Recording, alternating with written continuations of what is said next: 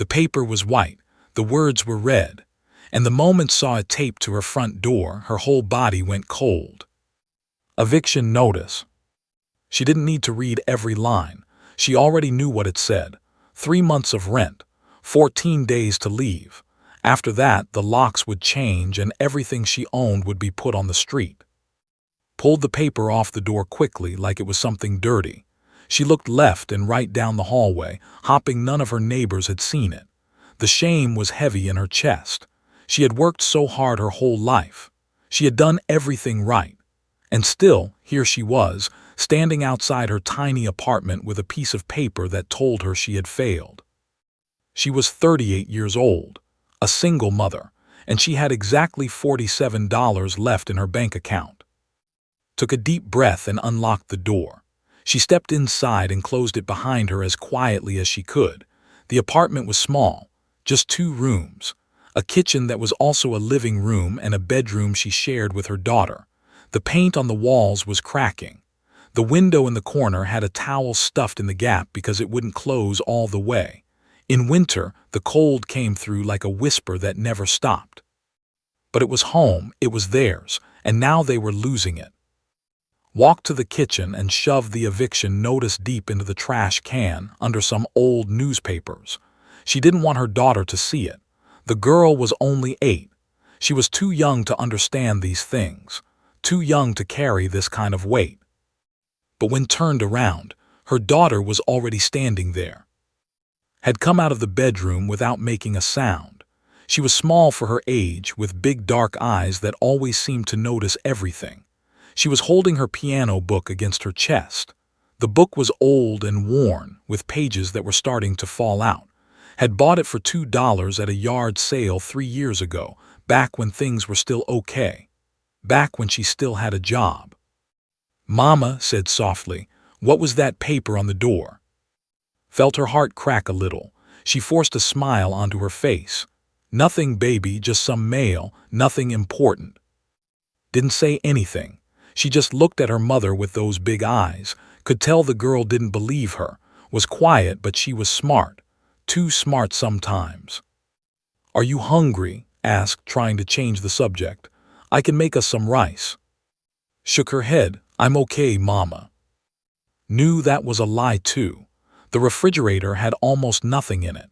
Some leftover vegetables, a few eggs, half a bag of rice. That was it. She had been stretching their food for days, giving most of it to and telling the girl she had already eaten. Walked over and knelt down in front of her daughter. She brushed a strand of hair away from his face. "Everything is going to be fine," she said. "I promise. Mama has a job interview tomorrow, a big one, at a very important company. And when I get this job, everything will be better. You'll see." Nodded slowly. "Okay, Mama." Pulled her daughter into a hug and held her tight. Over his shoulder, she could see the trash can where she had buried the eviction notice. 14 days. She had 14 days to change everything. She had to get that job. There was no other choice.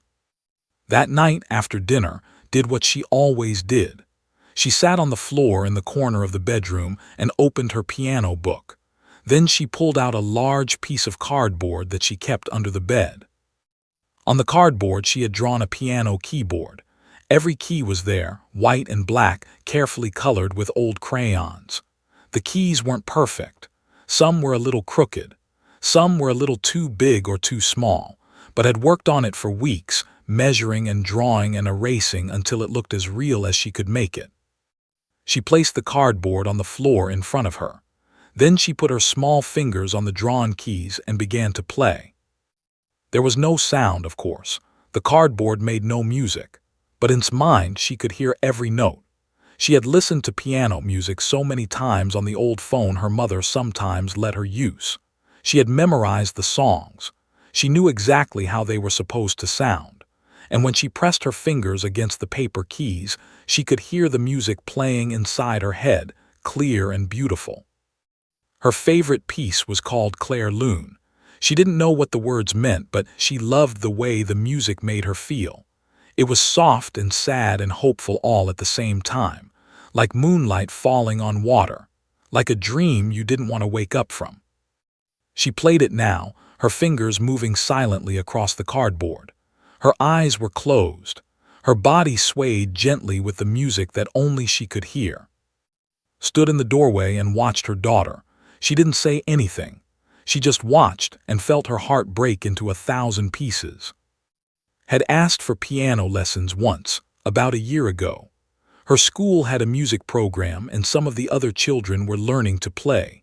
Had come home with stars in her eyes, talking about the beautiful sounds, about how much she wanted to learn.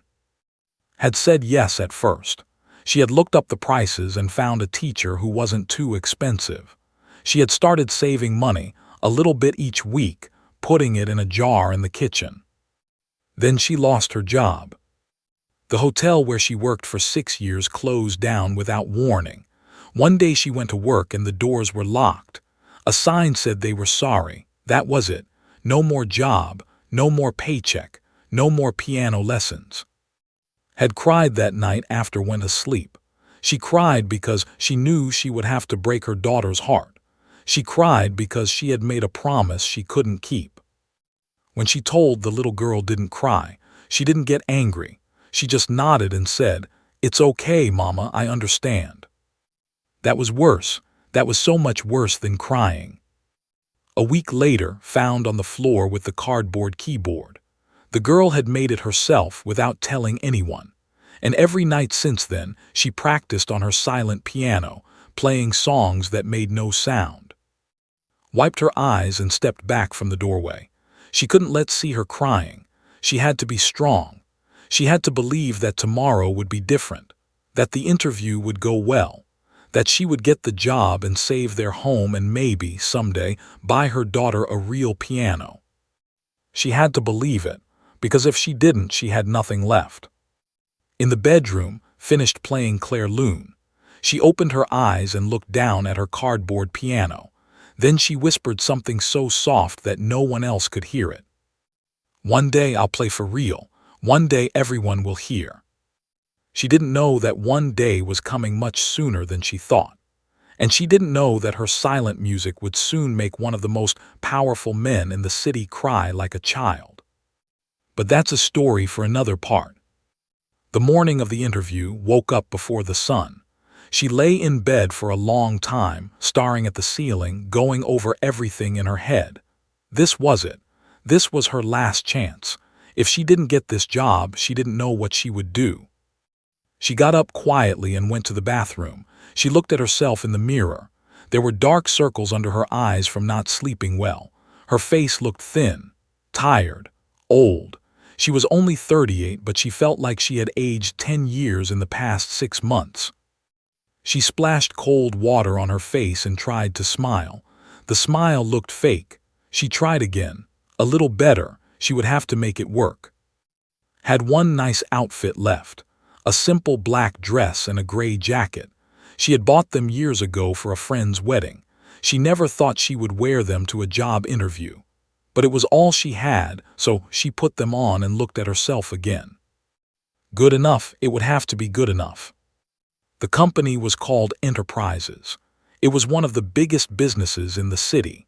They had offices in a tall glass building downtown, the kind of building that used to walk past and wonder what it was like inside.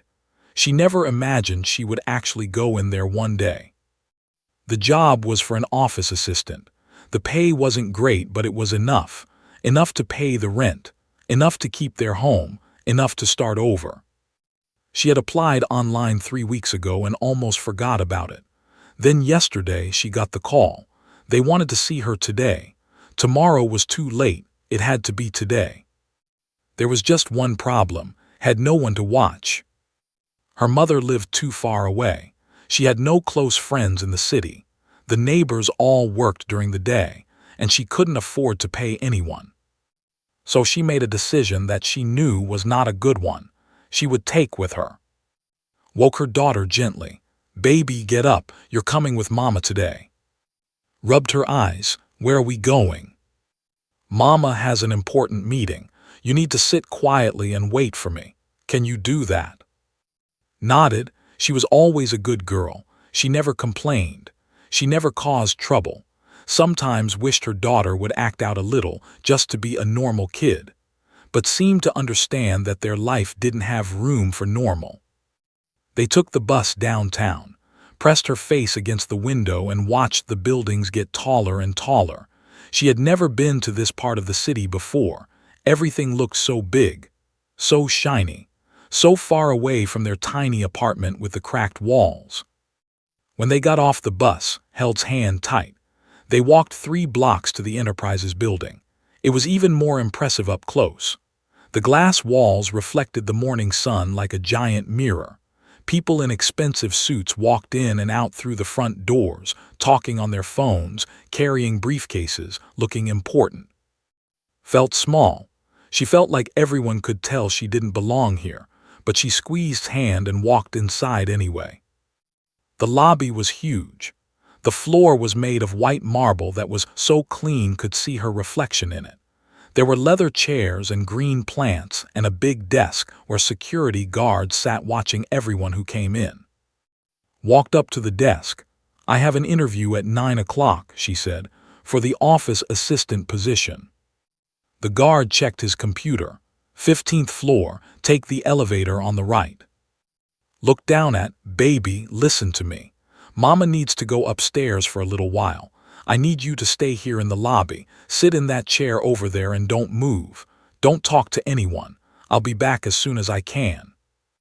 Looked at the big leather chair, then she looked back at her mother. "Okay, Mama, I'll wait." Knelt down and hugged her daughter. "I love you, be good." "I love you too, Mama, good luck." Walked to the elevator. She pressed the button and waited. When the doors opened, she stepped inside and turned around to look at one more time. The little girl had already sat down in the chair. She looked so tiny in that big lobby, so alone. The doors closed. Pressed the button for the 15th floor. The elevator started to move. She watched the numbers change. 5, 6, 7. She took a deep breath and practiced her smile again. Then everything stopped. The elevator jerked hard and grabbed the railing to keep from falling. The lights flickered. Then there was silence. She pressed the button for the 15th floor again. Nothing happened. She pressed it again and again. Still nothing. She tried the button to open the doors. Nothing. His heart started to beat fast. She looked at the emergency phone on the wall and picked it up. "Hello, hello, I'm stuck in the elevator." A voice answered. "Ma'am, we're aware of the situation. There's a mechanical problem. Our team is working on it." "How long will it take?" There was a pause. "At least 2 hours, maybe more. We're very sorry." 2 hours. Her interview was in 15 minutes, and her daughter was alone in the lobby. Felt like she couldn't breathe. She pressed her hands against the elevator doors like she could somehow push them open, but they didn't move. She was trapped. Completely trapped. 15 floors below, sat in the leather chair with her hands folded in her lap. She watched people walk by. Nobody looked at her. Nobody talked to her. She was invisible. She started to get bored. She started to get worried. Where was Mama? Why was it taking so long? To pass the time, did what she always did. She put her hands in her lap, palms down, and started moving her fingers. She was playing her imaginary piano. She was playing Claire Lune, the song she loved most in the world. Her fingers pressed against invisible keys, and in her mind the music played soft and beautiful. She didn't notice the man watching her. He was standing near the security desk and he looked angry, very angry. He was tall and wore an expensive suit. His hair was gray at the sides and his face was hard like it had forgotten how to smile. This was Mr., the owner of the entire company, the CEO, one of the richest men in the city. But today he didn't feel rich. Today he felt empty. 1 year ago his mother passed away. She had been a piano teacher for over 40 years. She taught hundreds of students. She loved music more than anything in the world, and her favorite piece was Claire Lune. Today was the anniversary of her death. Mr. had planned something special. He had hired a pianist to play his mother's favorite song while a video of her life played on the screen. He had invited family and close friends to his office for a small ceremony. Everything was supposed to be perfect. But the pianist had called in sick this morning. "What do you mean he's not coming?" Mr. said to the security guard. His voice was tight with frustration. "Sir, he called an hour ago. He has a fever, he can't make it." "Then find someone else. Find another pianist. I don't care what it costs." The guard looked helpless. "Sir, we've called everyone we know. No one is available on such short notice. I'm sorry." Mr. closed his eyes. He could feel something breaking inside him. He had promised himself he would honor his mother today. He had promised her at her grave that he would never forget. And now he couldn't even do this one simple thing. He turned away from the desk, trying to control his emotions. That's when he saw her. A little girl, sitting alone in a leather chair, her fingers dancing on her lap like she was playing an invisible instrument. He watched her for a long moment. Her eyes were closed. Her body swayed gently. Her fingers moved with purpose, pressing keys that weren't there. Something stirred in his memory. His mother used to tell him a story about how she learned piano as a child. During hard times, her family couldn't afford a real piano, so she drew one on a piece of wood and practiced on that. For 2 years, she played without making a sound, and when she finally touched a real piano, she could already play. Mr. walked toward the little girl. He didn't know why. Something pulled him forward like an invisible hand. He stopped in front of her. "Excuse me," he said. Opened her eyes and looked up. The man was very tall. He looked important, and his eyes were red like he had been crying. "What are you doing?" he asked. "Practicing," said softly. "I don't have a real piano, so I practice like this." Mr. felt his throat get tight. "What song were you playing?" Claire Loon said, "It's my favorite." The world seemed to stop. Mr. couldn't move. He couldn't speak. Of all the songs in the world, this little girl was playing his mother's favorite. He knelt down so he was at her eye level. His voice came out rough, almost desperate. "Can you play piano, on a real piano?" Looked confused. "I've never tried a real one." "But you know the song, you know how to play it." Nodded slowly. "I think so, I've practiced a lot." Mr. stood up. His heart was pounding. This was crazy. This made no sense. But nothing about this day made sense anymore. "Come with me," he said. "Please, it's critical." Shook her head. "I can't. My mama told me to stay here." "Where is your mother?" "She went upstairs for an interview." Mr. looked at the elevator, then back at the girl. He made a decision. He would find the mother. He would explain everything. But first, he needed to know if this girl could really play. "I promise I'll bring you right back," he said. "I just need you to try something, please. It's very important." Looked at his eyes. They were so sad, so desperate. He looked like someone who had lost something precious. She thought about what her mama would say. She thought about the rules. But she also thought about the music. A real piano. She had dreamed about it for so long. "Okay," she whispered, "I'll come." She had no idea that in the next few minutes her life would change forever. And somewhere above them, trapped in a broken elevator, her mother had no idea either. Had never been in an elevator this fancy before. The walls were made of dark wood. The floor was covered in soft carpet. There was even a small mirror with gold edges. She looked at her reflection and barely recognized herself. She looked so out of place, so small. Mr. pressed a button and the elevator started to move. Watched the numbers climb higher and higher. 20, 21, 22. She had never been this high up in her life. "What's your name?" Mr. asked. His voice was softer now, not as sharp as before. She said quietly, "That's a beautiful name. How old are you?" 8. Mr. nodded. He was quiet for a moment. Then he said, "My mother's name was Ling. She was a piano teacher." Looked up at him. "Was. She passed away 1 year ago today." Didn't know what to say. She knew what it felt like to lose someone. Her father had left when she was 3. She didn't remember his face anymore, but she remembered the feeling, the empty space that never quite filled up. "I'm sorry," she said. Mr. looked down at her. Something flickered in his eyes. Surprise, maybe, like he didn't expect such simple words to mean so much. "Thank you," he said. The elevator doors opened onto the top floor. Stepped out and her breath caught in her throat. The room was enormous. The ceiling was so high it seemed to touch the sky. One entire wall was made of glass, and through it could see the whole city spread out below like a toy village.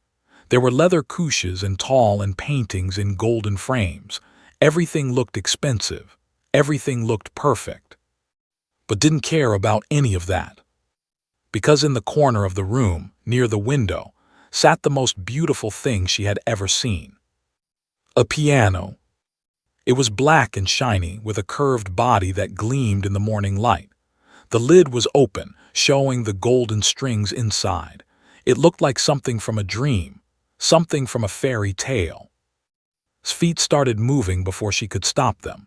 She walked toward the piano slowly, like it might disappear if she moved too fast. Her heart was beating so hard she could hear it in her ears. She stopped a few feet away, afraid to get closer, afraid to touch it, afraid it wasn't real. "Go ahead," Mr. said behind her. "It's okay." Looked back at him. "Really?" He nodded. "Please." Turned back to the piano. She reached out with one trembling hand and touched a single white key, just lightly, just barely. The note that came out was the most beautiful sound she had ever heard. It filled the whole room. It hung in the air like a living thing. It vibrated through her fingers, up her arm, and straight into her heart. Felt tears spring to her eyes. She had dreamed of this moment for so long. Every night pressing her fingers against cardboard, imagining what it would feel like to make real music. And now here it was, real, true, alive. She pressed another key, then another. Each note was like meeting an old friend. She knew exactly where they were. She had practiced their positions 1,000 times on her paper keyboard. Her fingers remembered, even though they had never actually played. "Sit down," Mr. said. His voice was thick with emotion. "Play the song, Claire Loon." Climbed onto the piano bench. Her feet didn't reach the pedals, so she let them hang. She placed both hands on the keys. They fit perfectly, like they had always belonged there. She closed her eyes and took a deep breath. And then she began to play. The first notes came out soft and slow. Fingers found their way across the keys like water finding its path down a mountain. She didn't have to think. She didn't have to try. The music just flowed out of her, as natural as breathing. She made mistakes, small ones. Her timing wasn't perfect. Her fingers stumbled once or twice on the harder parts. She had never had a single lesson in her life. She had learned everything from listening, from watching videos on her mother's old phone, from feeling the music in her bones. But there was something in her playing that went beyond technique, something raw and true and pure. She played with her whole heart. She played like the music was telling a story. Her story. A story of cold nights and empty refrigerators and a mother who cried when she thought her daughter was asleep. A story of dreaming about something so hard that you could almost make it real. Mr. stood frozen near the door. He couldn't move. He couldn't breathe. Because for the first time in a year, he could hear his mother again. Not her voice, not her words, but her spirit, her soul. The way she used to play this exact song on Sunday mornings while the sun came through the kitchen window. The way she used to say that music wasn't about hitting the right notes, it was about telling the truth. This little girl was telling the truth, and the truth was breaking his heart wide open. Tears started to fall down his face. He didn't wipe them away. He didn't care who saw. He just stood there and let the music wash over him like a wave. He wasn't the only one listening. Word had spread through the office that something was happening on the top floor. People started to gather in the hallway, then in the doorway, then inside the room itself. They came quietly, drawn by the sound, not wanting to break the spell. Secretaries and managers, accountants and executives, people who had worked in this building for years and never once heard music like this. They stood in silence, watching a little girl in worn-out clothes play $1 million piano like she had been born for it. Some of them had tears in their eyes, too. They didn't know why. They didn't know this girl or her story, but there was something in the music that reached inside them and touched the places they kept hidden, the places where they stored their own dreams, their own losses, their own silent prayers. The song built slowly, rising and falling like breath, like waves, like a heart that was learning to beat again. Played through the middle section, her small fingers stretching to reach the wider chords. She played through the quiet part that always made her think of moonlight on water. She played through the ending, soft and gentle, like a lullaby fading into sleep. The last note hung in the air for a long time. Nobody moved, nobody spoke. Then opened her eyes. She looked around the room and her face went pale. There were so many people, so many strangers all staring at her. She hadn't realized anyone was watching. She had been so lost in the music that she forgot where she was. "I'm sorry," she whispered, suddenly scared. "Did I do something wrong?" Mr. walked toward her. His face was wet with tears. His hands were shaking. He knelt down beside the piano bench so he was at her level. "No," he said, his voice breaking. "You didn't do anything wrong. You did something perfect. You gave me a gift I didn't know I needed." "Didn't understand. What gift?" "You gave me my mother back," he said. "For 3 minutes she was alive again. I could feel her in the room. I could feel her in every note." His eyes went wide. She didn't know what to say. She had just played a song. The same song she played every night on her cardboard piano. She didn't think it was anything special. But looking at this powerful man, this CEO who owned this whole building, crying like a child in front of all his employees, she started to understand something important. Music wasn't just sound. It was connection. It was memory. It was a bridge between hearts that words could never build. The crowd started to clap, softly at first, then louder. Someone cheered. Someone wiped their eyes. The applause filled the room like thunder. Felt her cheeks turn red. She had never been applauded before. She had never played for anyone except herself and sometimes her mother. She didn't know what to do with all these eyes on her, all these smiles, all this attention. Then a voice cut through the noise. "Zemi." The crowd parted. A woman pushed through, her face wild with fear and relief. Her dress was wrinkled. Her hair was messy. She looked like she had been running. She had finally gotten out of the elevator. She had rushed to the lobby and found the chair empty. Her daughter was gone. For 5 horrible minutes she had searched everywhere, her heart pounding with terror. Then a security guard told her that a little girl had gone to the top floor with Mr. Didn't know who Mr. was. She didn't care. She just ran to the elevator, rode it up, and followed the sound of applause until she found this room. And there was, sitting at a grand piano, surrounded by strangers in expensive suits. Mama jumped off the bench and ran to her mother. Dropped to her knees and wrapped her arms around her daughter. She held her so tight that could barely breathe. "I told you to stay in the lobby," said, her voice shaking.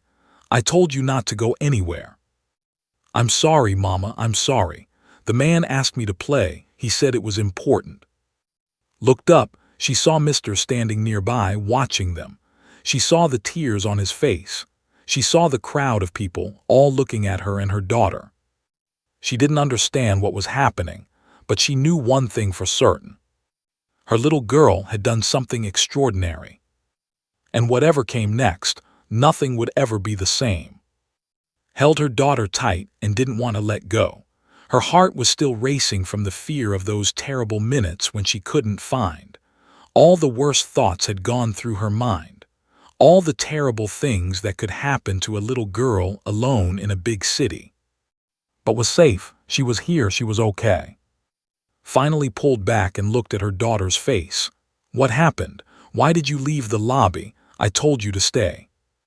Before could answer, Mr. stepped forward. "Please," he said gently, "it was my fault. I asked her to come with me. I should have found you first, but I wasn't thinking clearly." Stood up and faced him. She didn't know who this man was, but she could tell he was important. His suit probably cost more than her rent. The way people looked at him, with respect and a little bit of fear, told her he was someone powerful. "Who are you?" she asked. Her voice came out sharper than she meant it to. "My name is David. I own this company."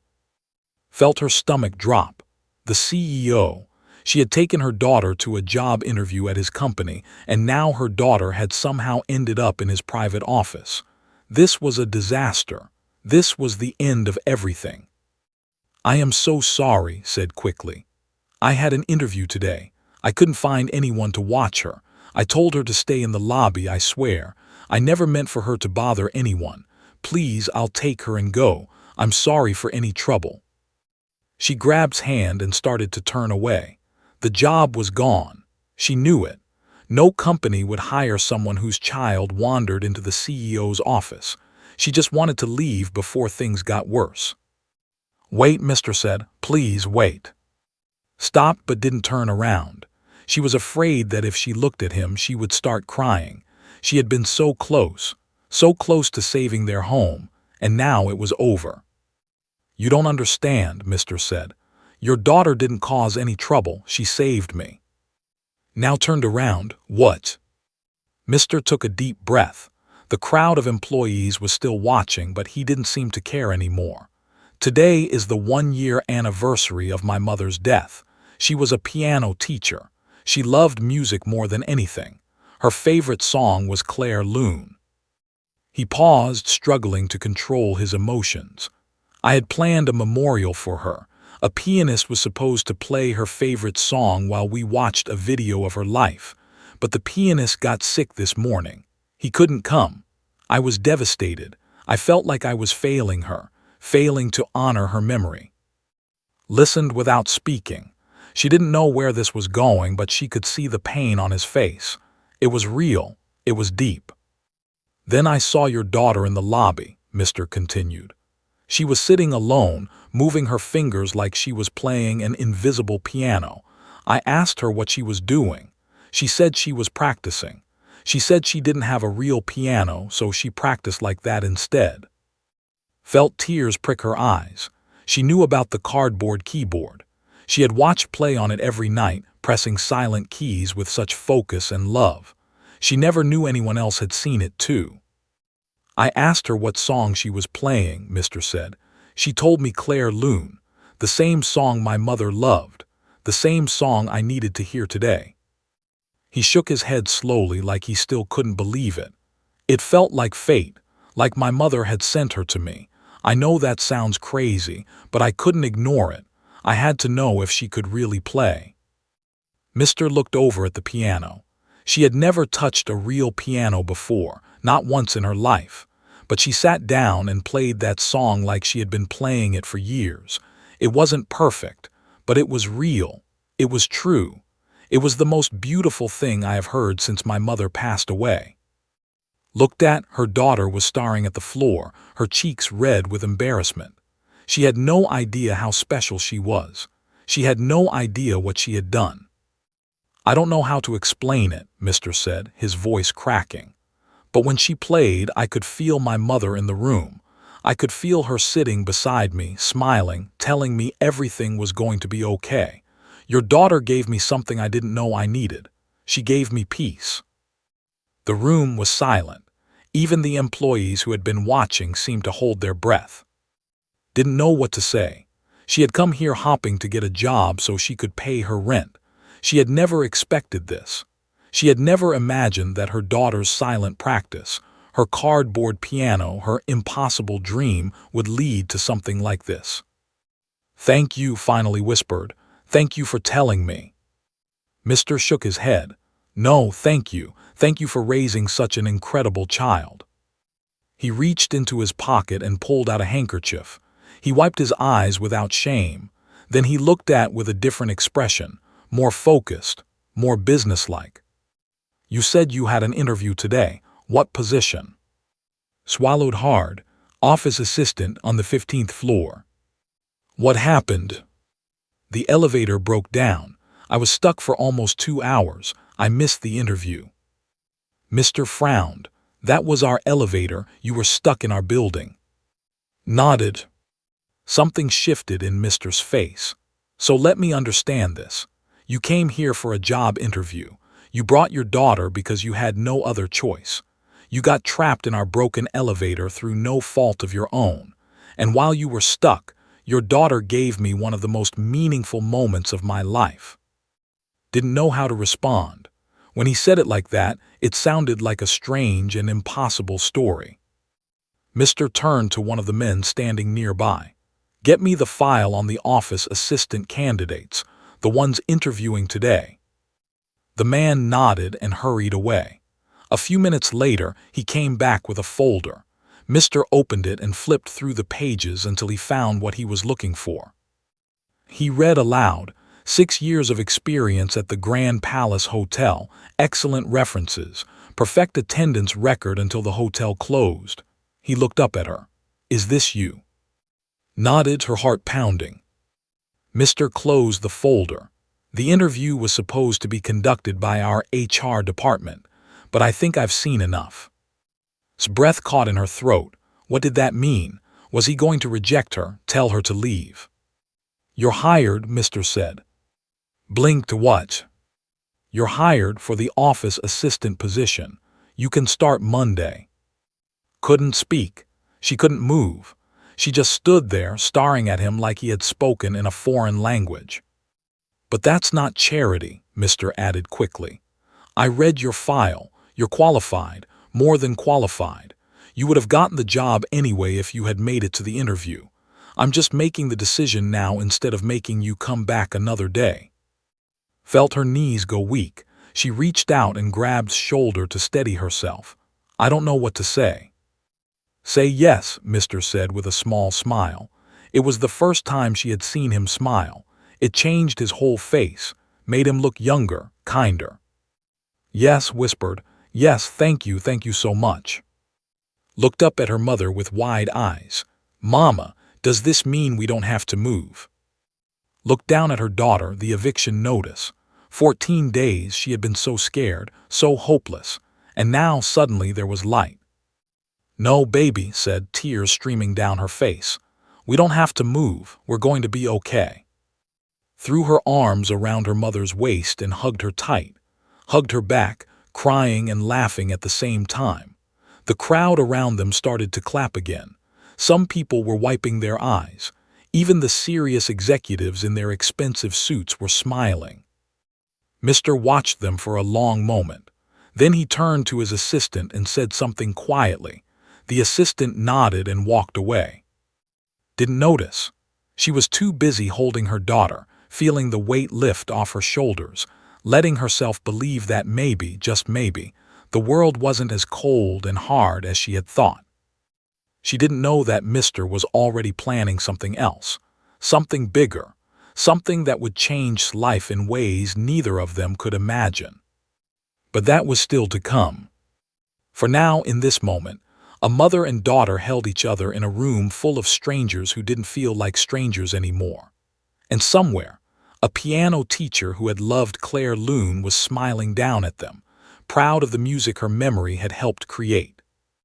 1 week later, woke up to a knock on the door. She had just finished her first week at Enterprises. It had been hard work, but good work. Her were kind. Her boss was patient. For the first time in months, she felt like a normal person again, someone with a purpose, someone with a future. The knock came again, louder this time. Got out of bed and walked to the door. When she opened it, she found 2 men in uniform standing in the hallway. Behind them was a large wooden crate on a rolling platform. Delivery for, one of the men said. Stared at the crate. I didn't order anything. It's already paid for, ma'am. We just need you to sign here. Signed the paper without understanding what was happening. The men rolled the crate into her small apartment. It barely fit through the door. They carefully removed the wooden panels, revealing what was inside. His hand flew to her mouth. It was a piano, a beautiful upright piano with a polished wooden body the color of honey. It wasn't as grand as the one in Mistress' office, but it was real. It was perfect. It was the most beautiful thing that had ever been in their apartment. Mama came out of the bedroom, rubbing her eyes. Then she saw the piano and froze. "Mama, what is that?" Couldn't speak. She just shook her head, tears already falling. One of the delivery men handed her an envelope. This came with it. Opened the envelope with trembling hands. Inside was a handwritten note on cream-colored paper. The handwriting was neat and careful. She read it out loud, her voice shaking. "Dear, your hands found keys that weren't there. Your heart heard music that hadn't been played. You practiced in silence, but your music was never quiet. It was loud enough to reach across a room and bring a grown man to his knees. My mother believed that music was a gift, not just for the person playing, but for everyone who listens. She spent her whole life sharing that gift with others. When she died, I thought that gift died with her. Then you played. You reminded me that music doesn't end. It just finds new hands to carry it forward. This piano belonged to my mother. She played it every day for 50 years. I have kept it in storage since she passed because I couldn't bear to hear anyone else play it. But now I know it belongs with you. Take care of it, practice every day, and never stop playing even when the world tells you it's impossible. One day everyone will hear your music. I already have. With gratitude." A friend who remembered how to cry. Lowered the letter. Her whole body was shaking. Walked slowly toward the piano, her eyes wide with wonder. She reached out and touched the keys just like she had done in Mistress' office. But this time she didn't pull her hand back. This time she pressed down. A single note filled the apartment, clear and bright and real. Started to cry. Not sad tears, happy tears. The kind of tears that come when something you've dreamed about for so long finally becomes true. She sat down on the bench and put both hands on the keys, and she began to play. Stood behind her daughter and listened. The music filled their tiny apartment, bouncing off the cracked walls, floating out through the broken window, drifting into the hallway where neighbors stopped to listen. It was the most beautiful sound had ever heard. The months that followed changed everything. Mr. arranged for to have piano lessons with one of the best teachers in the city. He paid for everything and refused to let pay him back. "Consider it a gift from my mother," he said. "She would have wanted this." Practiced every day, not on cardboard anymore, on real keys that made real sounds. Her teacher said she had never seen a student learn so fast. It was like already knew how to play. She just needed someone to show her she was right. Worked hard at her job and got promoted twice in 6 months. She paid off all her debts. She fixed the window in the apartment. She bought new clothes for and healthy food for the refrigerator. For the first time in years, she didn't have to choose between paying bills and buying groceries. But the biggest change was in herself. She used to be so quiet, so invisible. She would sit in corners and watch the world like she wasn't part of it. But now she stood taller. She smiled more. She talked to other kids at school. She joined the music club and made friends who loved music as much as she did. The cardboard piano still sat under her bed. She couldn't throw it away. It was part of her story, part of who she was. Sometimes, late at night, she would take it out and look at it. She would remember all those nights of silent practice, all those hours of pressing keys that made no sound. It had seemed so hopeless back then, so pointless, but it wasn't. Every silent note had been preparing her for this moment. Every invisible song had been building toward something real. Winter came, and with it, the city's annual winter concert. It was a big event held at the main concert hall downtown. Students from all over the city performed. Parents and teachers filled the audience. Local newspapers sent reporters.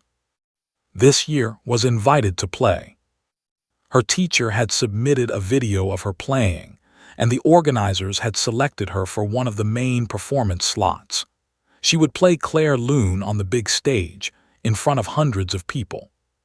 Was terrified, was calm. "Aren't you nervous?" asked on the night of the concert. Shook her head. "I've been practicing this song for years, Mama. I played it 1,000 times before I ever touched a real piano. I know it by heart." Looked at her daughter and felt a wave of pride so strong it almost knocked her over. When did this little girl become so brave? When did she grow up so much? The concert hall was packed. Found a seat near the middle and watched the other students perform. They were all good. Some were very good, but wasn't worried. She knew what her daughter could do. When walked onto the stage, she looked so small. The piano was huge and black and shiny under the bright lights. The audience was a sea of faces, all watching, all waiting. Sat down on the bench. She adjusted her position. She placed her hands on the keys. And then she played. The music started soft, like a whisper, like moonlight touching water. It grew slowly, building and swelling, filling every corner of the huge hall. People stopped fidgeting.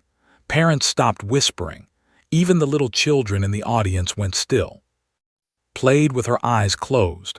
She didn't need to see the keys. She knew where they were. She had always known. In the back row of the concert hall, a man sat alone. He had told his assistant to clear his schedule. He had told his driver to bring him here and wait. He had told no one else where he was going. Mr. watched the little girl play, and for the second time in his life, she made him cry. He thought about his mother, about Sunday mornings and kitchen windows and the smell of tea while Claire Loon played in the background. He thought about all the years she had taught students, sharing her gift with anyone who wanted to learn. He thought about how scared he had been that her music would disappear when she died. But it hadn't disappeared. It had found new hands, new heart, new life. When finished playing, the last note hung in the air like a prayer. For a moment, nobody moved. Then Mr. stood up. He started clapping, alone in the back row, his applause echoing through the silent hall. Then others stood, one by one, then all at once. The whole audience rose to their feet, clapping and cheering, giving this 8-year-old girl the standing ovation of her life. Opened her eyes and saw the crowd. She saw her mother in the middle, crying and clapping. She saw Mr. in the back, standing tall, smiling through his tears. She didn't know what to do, so she did what felt right. She bowed. And somewhere in a place beyond the music and the lights and the applause, a piano teacher who had loved Claire Loon smiled at her son and whispered, "You see, the music never dies. It just finds new hands to carry it home." The end.